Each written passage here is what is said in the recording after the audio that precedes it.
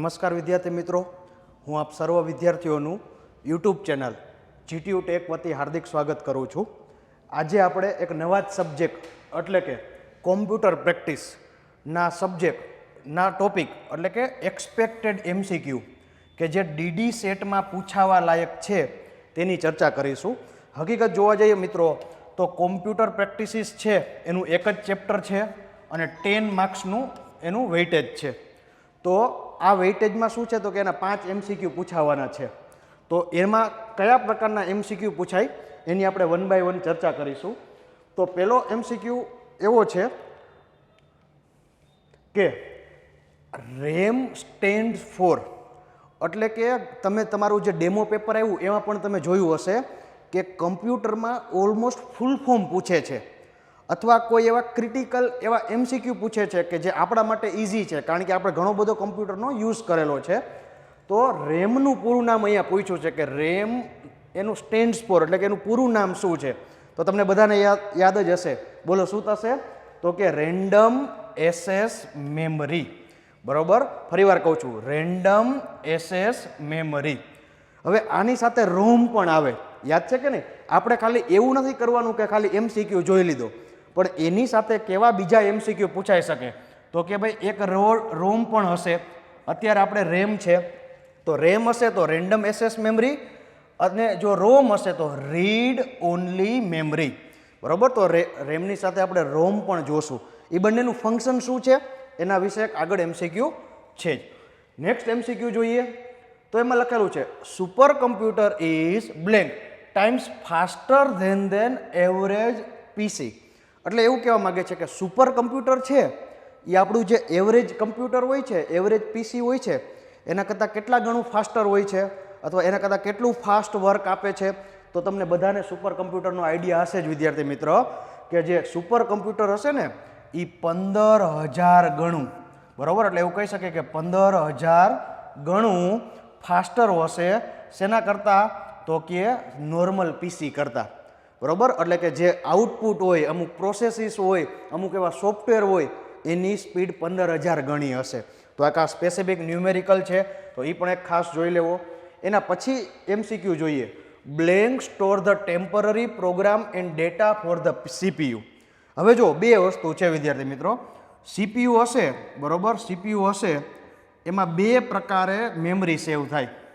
એક હશે ટેમ્પરરી અને એક હશે પરમેનન્ટ. બરાબર, ફરી વાર કહું છું, એક હશે ટેમ્પરરી અને એક હશે પરમેનન્ટ. આપણે અત્યારે ટેમ્પરરીની વાત કરેલી છે પણ એની સાથે આપણે પરમેનન્ટની જોઈ લેશું જેથી કરીને એનો એમસીક્યુ પૂછાય ને તોય આવડી જાય. તો એ છે રેમ. હમણાં આપણે રેમનું પૂરું નામ જોયું હતું, શું હતું? Random ashes memory.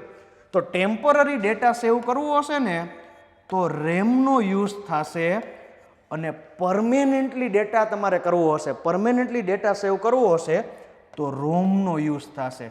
આપણે મેમરી કાર્ડ ને એ બધું લગાવીએ છીએ ને, ઇન્ટરનલ મેમરી, મેમરી કાર્ડ, એ બધું રોમમાં આવે. બરાબર, એટલે કે એમાં પરમેનન્ટ તમે વિડીયો ફોટો પાડો તો એમાં રહે જ્યાં સુધી તમે ડિલીટ ન મારો ત્યાં. અને આ રેમ શું છે, તમે કમ્પ્યુટર ઓફ કરો, પીસી ઓફ કરો એટલે જતું રહે બાય ડિફોલ્ટ.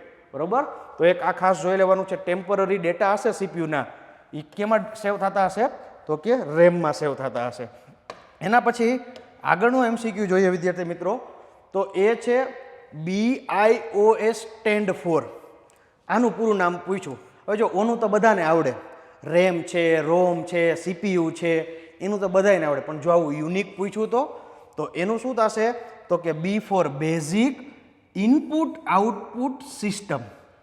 બરોબર, ફરી વાર કહું છું, બેઝિક ઇનપુટ આઉટપુટ સિસ્ટમ. તમે જો તો પીસીમાં તમે જોશો ને ઘણા બધા ઇનપુટ હશે, ઘણા બધા આઉટપુટ હશે.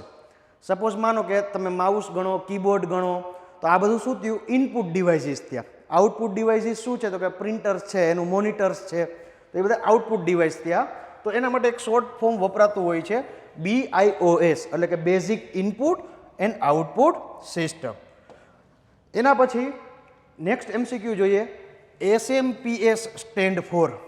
SMPS શું કામ લાગે એ પણ જોઈ લેશું જેથી કરીને કદાચ એનો એમસીક્યુ આવે તો પણ આપણે આવડી જાય. પહેલાં તો શું છે? સ્વિચેડ મોડ પાવર સપ્લાય. આ છે ને એક સીપીયુમાં રહેલો યુનિટ છે કે જેનું સ્પેસિફિક વર્ક છે, હમણાં જોશું. પણ એનું ફૂલ ફોર્મ શું છે? તો સ્વિચેડ મોડ પાવર સપ્લાય. ફરીવાર કહું છું, સ્વિચેડ મોડ પાવર સપ્લાય. બરોબર, તો આ થશે SMPS નું પૂરું નામ. આગળ જોઈએ તો ખાલી જગ્યા converts AC power into DC. બરોબર, ફરીવાર કહું છું, AC પાવરને DC પાવરમાં કોણ કન્વર્ટ કરશે? તો તમે તરત બોલશો, ઇલેક્ટ્રિકલ એન્જિનિયરિંગ વાળા સ્ટુડન્ટ તરત બોલશે કે સર અમારે તો ઇલેક્ટ્રિકલમાં બીજું આવે, કંઈક ત્રીજું આવે. પણ આ પીસીની વાત થાય છે. આ વિધિન એક તમારું CPU આપેલું હોય છે, એ CPUની વાત થાય છે. બરોબર, તો આમાં AC માંથી DCમાં પાવર કન્વર્ટ કરશે SMPS. હમણાં જોયું હતું SMPSનું પૂરું નામ. બરોબર, તો આ જે છે SMPSનું વર્ક છે, AC પાવરને કેમાં કન્વર્ટ કરશે? DC પાવરમાં. તો તમે એમ કહેશો સાહેબ બધી DC પાવરની ક્યાં જરૂર પડે? એમાં તો આપણે લાઇટની AC પાવર જ વાપરીએ છીએ. ના વિદ્યાર્થી મિત્રો, ઘણા બધા એવા ઇક્વિપમેન્ટ હોય જેમાં DC પાવર જરૂર પડે, તો CPUમાં એક આવું કન્વર્ટર હોય. એના પછી blank device store all the data for the computer system. તો શું આવે? તો કે હાર્ડ ડિસ્ક. ઇટ મીન્સ ખાલી જગ્યા ડિવાઇસ એવું હોય છે જે કોમ્પ્યુટર સિસ્ટમનો બધો ડેટા ઇનપુટ કરે. તમે કોમ્પ્યુટર લેવા જાઓ ત્યારે કેવું પૂછો છો કે કેટલા જીબીની હાર્ડ ડિસ્ક છે, 500ની છે કે 1000ની છે? એમાંય નવું વેરિયન્ટ આવ્યું SSD. તો SSD કોને કહેવાય? કે જે એકદમ ફાસ્ટ હોય.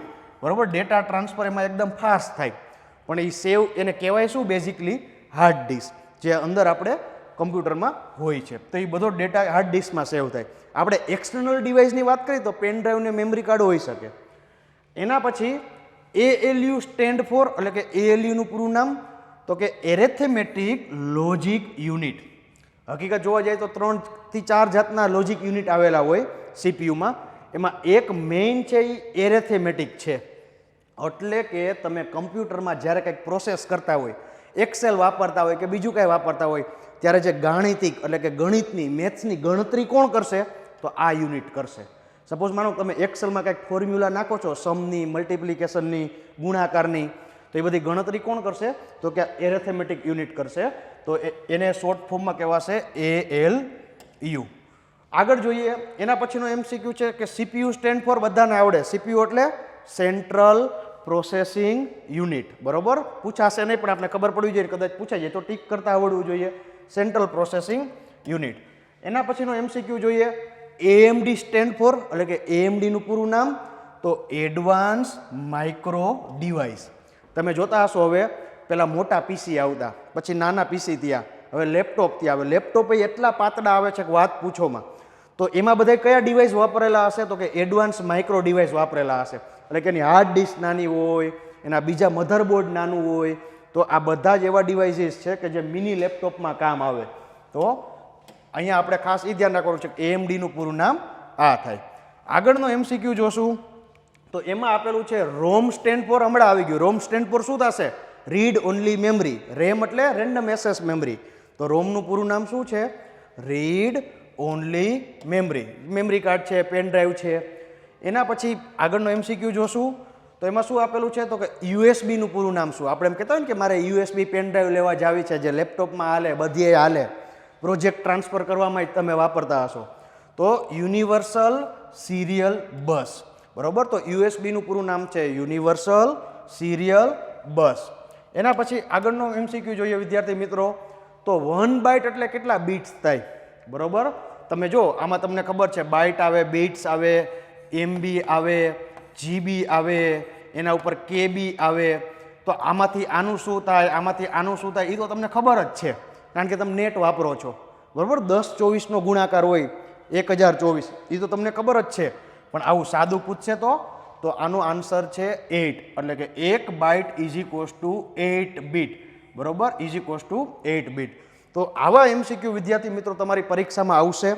મેં તમને MCQની સાથે બીજું કેવું પૂછાઈ શકે એ પણ વસ્તુ કીધી છે.